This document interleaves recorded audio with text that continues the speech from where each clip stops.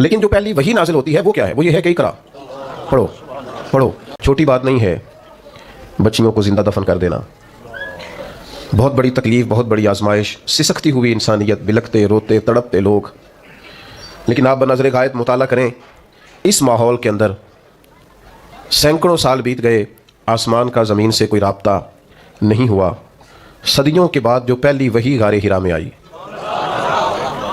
اس کو غور سے دیکھیں تو نہ بظاہر اس میں توحید کی بات ہے، نہ بظاہر اس کے اندر عورتوں کے حقوق کی بات ہے، نہ بظاہر اس کے اندر غلاموں، مسکینوں اور یتیموں کے حقوق کی بات ہے۔ یہ سارے تڑپ رہے ہیں، سسک رہے ہیں۔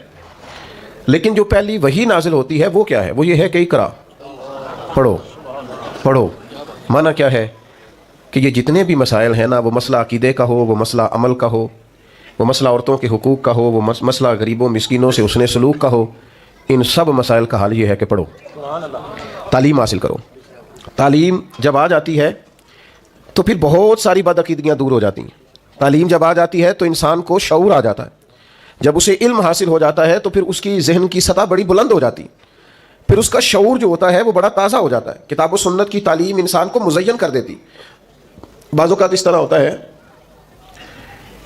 کہ کسی ایک کمرے میں اندھیرا بہت زیادہ ہو تو وہاں بہت سارے موذی جانور جمع ہو جاتے ہیں، یعنی سانپ بھی آ گیا، بچھو بھی آ گیا، چھپکلیاں بھی آ گئیں، کھٹمل بھی آ گئے۔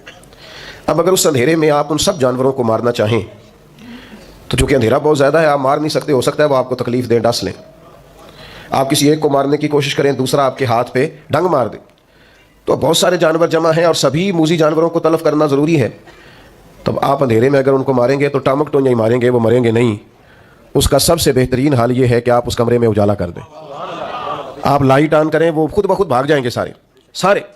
ہمارے زمانے میں بڑے مسئلے ہیں، جہالت بہت بڑا مسئلہ ہے، ظلم بہت بڑا مسئلہ ہے، سرمایہ داری اور سرمایہ داروں کا مخصوص ذہن یہ بہت بڑا مسئلہ ہے، سیاست کے پیچ و تاب میں بددیانتیوں کی ہولناک داستانیں بہت بڑا مسئلہ ہے۔